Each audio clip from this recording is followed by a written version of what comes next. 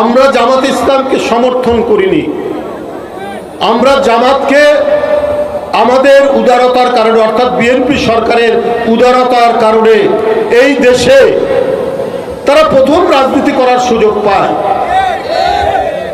শেখ মুজিবের সরকার নিষিদ্ধ করেছিল জামাতকে, কিন্তু বিএনপির সরকারের সময় তারা রাজনীতি করার সুযোগ পায়।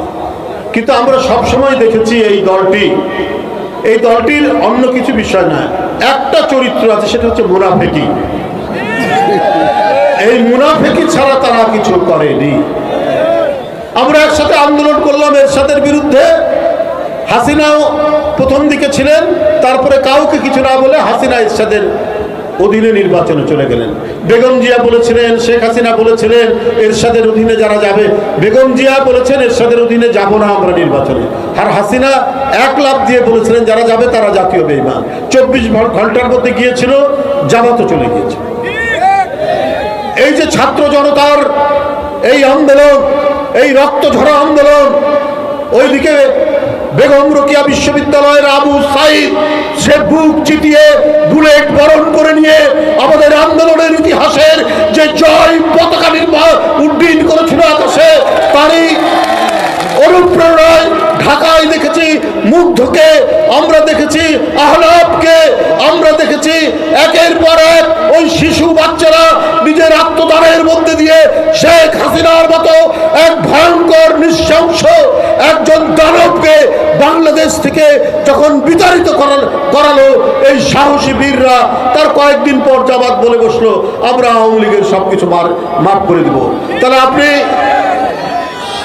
আপনি আবু সাইদের রক্ত কিভাবে মাফ করবেন? আপনি মুগ্ধের রক্ত কিভাবে মাফ করবেন? আপনি আহনাফের রক্ত কিভাবে মাফ করবেন? আপনি বলে দিলেন যে ভারত এক ভয়ঙ্কর উদ্দেশ্য নিয়ে বাংলাদেশকে করায়ত্ত করার জন্য হাসিনাকে সমর্থন করে গেছে, এখনো করছে।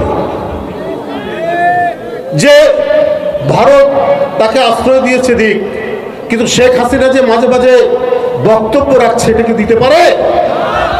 শেখ হাসিনার পাসপোর্ট নেই, তার ভিসা নেই, ভিসাহীন একটি ব্যক্তি অপরাধী।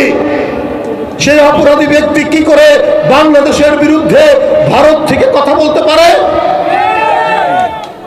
অথচ ভারত তাকে সেই প্রশ্রয় দিচ্ছে।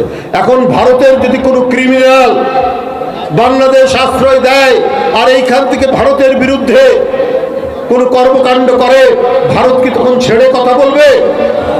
এই যে দাউদ ইব্রাহিম যে সমস্ত সন্ত্রাসী ভারতের বোম্বের, তাদের সাথে পাকিস্তানের যোগাযোগ আছে বলে এখনো পর্যন্ত প্রতিদিন পাকিস্তানকে অভিযোগ করে, পাকিস্তানের বিরুদ্ধে তারা নানা কথা বলে। আজকে যদি তাই হয় তাহলে আজকে কেন শেখ হাসিনা ওইখান থেকে উস্কানি দিচ্ছেন? এইখানে বৈষম্য বিরোধী ছাত্র জনতার উপর তারা আক্রমণ করছেন, বিভিন্ন জায়গায় তারা আক্রমণ করিয়েছেন। গোপালগঞ্জে আওয়ামী লীগের লোকরা আক্রমণ করে স্বেচ্ছাসেবক দলের একজনকে হত্যা করেছেন। তাহলে এই ধরনের একজন অপরাধী যে শিশুর রক্ত খেয়েছে, যে তরুণের রক্ত খেয়েছে, যে নারীর রক্ত খেয়েছে, যে দেশের জনগণের রক্ত কুড়ে করে খেয়েছে, আপনি তাদেরকে আশ্রয় দিবেন? আর সেই ভারত যদি জামাতের কাছে অত্যন্ত প্রিয় হয়ে যায়, তাহলে বন্ধুরা আমার, এটা অত্যন্ত দুর্ভাগ্যজনক।